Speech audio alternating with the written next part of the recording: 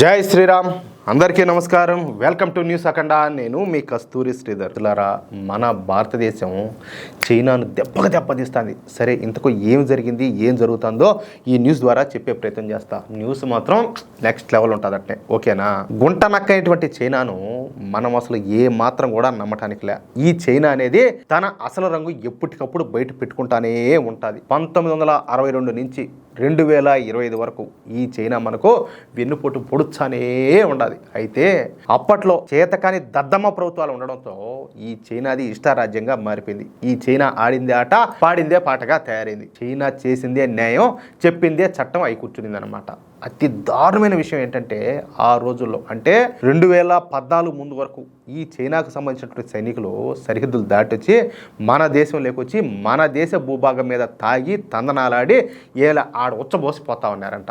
ఎంత కొవ్వో, ఎంత బలుపో, ఎంత మదమో, మన ప్రభుత్వాలంటే ఎంత లెక్కలేనితనమో ఒకసారి మీరు ఆలోచించండి. కానీ వాళ్ళపైన మన సైనికులు ఎటువంటి చర్యలు తీసుకోవడానికి కానీ, వాళ్ళను అడ్డుకోవడానికి కానీ మన సైనికులకు అప్పటి కాంగ్రెస్ ప్రభుత్వం పర్మిషన్లు ఇచ్చేవాళ్ళు కాదంట.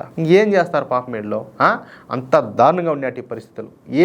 కనీసం మాట్లాడాలన్నా కూడా వీళ్ళకి పై అధికారులు వాళ్ళ పర్మిషన్ తీసుకోవాలా, సైన్యం ఎటువంటి స్టెప్ తీసుకోవాలన్నా కూడా ఈ కాంగ్రెస్ ప్రభుత్వం అనుమతి ఇవ్వాలి. అట్ట దారుణంగా ఉన్నది పరిస్థితి. సరే, ఇప్పుడు కాలం అయితే మారిపోయింది. దేశంలో బలమైనటువంటి కేంద్ర ప్రభుత్వం ఏర్పడింది. చైనా డి అనే పరిస్థితులకి ఇప్పుడు భారత్ అయితే వచ్చి చేరిందనమాట. చైనా ఒక దెబ్బ కొడితే మనం 2 దెబ్బలు కొట్టే పరిస్థితికి అయితే చేరుకున్నాం. కాటి దినమ్మ ఎగురుతుంది అట్నే. సరే, ఈ మధ్య కాలంలో ఈ డొనాల్డ్ ట్రంప్ భారత్ మీద 2 విడతలుగా 50% పన్నులను అయితే విధించాడు. అయితే డొనాల్డ్ ట్రంప్ తీసుకున్నటువంటి ఈ నిర్ణయాన్ని ఆశ్చర్యకరంగా చైనా అయితే వ్యతిరేకించింది. అర్థమవుతుందా? భారత్ మీద పన్నులు విధించడం అన్యాయం అని చెప్పేసి వాదించింది.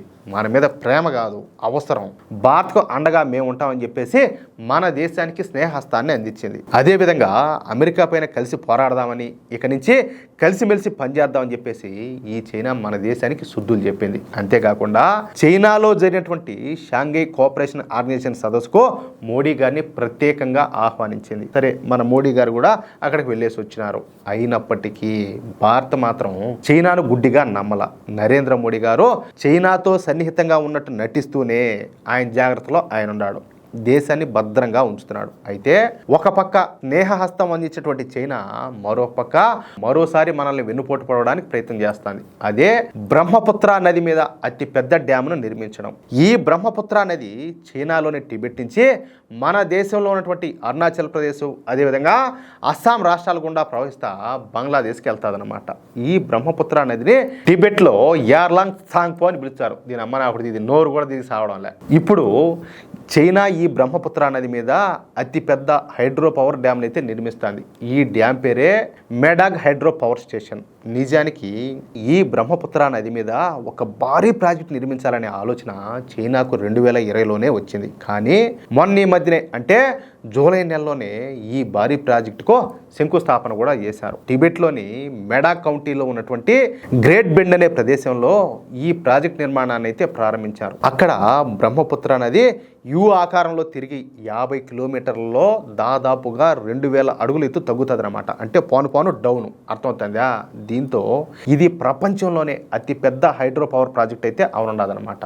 దీనిని 60,000 మెగావాట్ల సామర్థ్యంతో నిర్మిస్తాంది చైనా. అంటే ఇప్పుడు చైనాలో ఉన్నటువంటి ఈ 3 గోర్జెస్ ప్రాజెక్ట్ కంటే ఇది 3 రెట్లు పెద్దదనమాట. ఇక ఈ ప్రాజెక్ట్ విలువ వచ్చేసి అక్షరాల 14 లక్షల కోట్ల రూపాయలు. ఏ మామూలుది కాదు. చైనా నిర్మిస్తున్నటువంటి ఈ ప్రాజెక్టు పైన పెద్ద ఎత్తున ఆందోళనలు అయితే వ్యక్తం అవుతున్నాయి. ఈ ప్రాజెక్టుల మూలంగా భారత్కు, అదేవిధంగా బంగ్లాదేశ్కు ఇబ్బందులు అయితే తప్పవు. అసలు భారత్ను ఇబ్బంది పెట్టడానికే చైనా ఈ దిక్కుమాలినటువంటి ప్రాజెక్ట్ అయితే నిర్మిస్తుంది. ఎందుకో కూడా చెప్తా. ఈ డ్యామ్ మూలంగా భారత్లోకి వచ్చేటటువంటి నీటిని చైనా అయితే నియంత్రించవచ్చు అనమాట. అదేవిధంగా వర్షాకాలంలో ఒక్కసారిగా నీళ్లు కనుక వదిలితే ఇక మన దేశంలో ఉన్నటువంటి అరుణాచల్ ప్రదేశ్, అదేవిధంగా అస్సాం రాష్ట్రాలు కొట్టుకుపోయే అవకాశం అయితే ఉండాలి. అంటే చైనా ఈ డ్యామ్ను వాటర్ బాంబ్ లాగా ఉపయోగించవచ్చు అనమాట. అంటే దెబ్బకు ఈ అరుణాచల్ ప్రదేశ్, అస్సాం కనీసం కంటికే కనపడకుండా పోతాయి. అందుకే చైనా చేపట్టినటువంటి ఈ డ్యామ్ మూలంగా భారత్కు ఎప్పటికైనా ముప్పు తప్పదని చెప్పేసి భావించినటువంటి మన నరేంద్ర మోడీ ప్రభుత్వం ఈ చైనా నిర్మిస్తున్నటువంటి డ్యామ్కు కౌంటర్గా దిబాంగ్ ప్రాజెక్టుకి అయితే శ్రీకారం చుట్టారు. అరుణాచల్ ప్రదేశ్లోని లోయర్ దబాంగ్ జిల్లాలో ఈ ప్రాజెక్ట్ అయితే నిర్మించున్నారన్నమాట.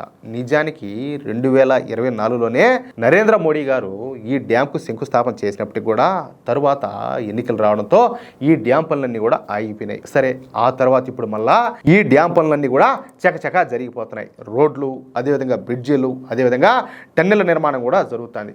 భారత్ నిర్మిస్తున్నటువంటి ఈ దిబాంగ్ ప్రాజెక్టు ద్వారా బ్రహ్మపుత్ర నదికి అడ్డుకట్టేయచ్చు. దీనివలన దిగువ రాష్ట్రాల్లో ఎంతో లబ్ధిని పొందుతాయి. ఈ ప్రాజెక్టు ద్వారా వరదలను కూడా ఆపొచ్చు అన్నమాట.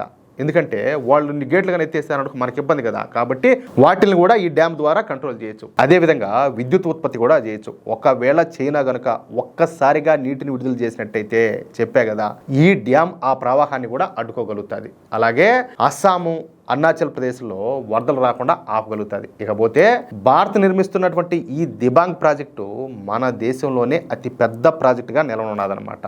ఈ దిబాంగ్ ప్రాజెక్టు మన పోలవరం ప్రాజెక్టు కంటే, పోలవరం గురించి మీరు కూడా వినే ఉంటారు కదా, దానికంటే 7 రెట్లు పెద్దది. దాన్ని బట్టి మీరు ఊహించుకోండి. అయితే మన మోడీ ప్రభుత్వం చేపట్టినటువంటి ఈ ప్రాజెక్టు స్ట్రాటజిక్ మూవ్గా విశ్లేషకులందరూ కూడా భావిస్తున్నారు. ఈ దిబాంగ్ ప్రాజెక్టు పూర్తయితే చైనా నుంచి ముప్పు ఎదుర్కోవడమే కాకుండా దిగువ రాష్ట్రాలకు ఎంతో మేలు కూడా జరగనుండాలి. ఈ బ్రహ్మపుత్ర పరివాహక ప్రాంతాల్లో వరదల నుంచి బయటపడతాయి. పైగా చైనా నుంచి వచ్చేటటువంటి వరద ముప్పును కూడా అడ్డుకోగలుగుతాం. అంటే ఈ ప్రాజెక్టు ద్వారా చైనా నుంచి ముప్పును ఎదుర్కోవడమే కాకుండా అస్సాంలోను, అదేవిధంగా అరుణాచల్ ప్రదేశ్లో ఈ వరదలను కూడా నియంత్రించవచ్చు. అలాగే మరో 4 రాష్ట్రాలకు తాగునీరును, అదేవిధంగా సాగునీటిని కూడా అందించవచ్చు. అది విషయం. చూడండి, ఒకవైపు వాళ్ళ వైపు నుంచి వచ్చేటటువంటి ముప్పును అడ్డుకోవడం ఒకటి, అలాగే ఆయా రాష్ట్రాలకు తాగునీటిని అలాగే సాగునీటిని అందించనున్నదన్నమాట. ఎంత గొప్ప విషయం చూడండి మిత్రులారా. ఈ న్యూస్ కనుక మీకు నచ్చినట్లయితే ఖచ్చితంగా ఈ న్యూస్ని నలుగురికి షేర్ చేయండి.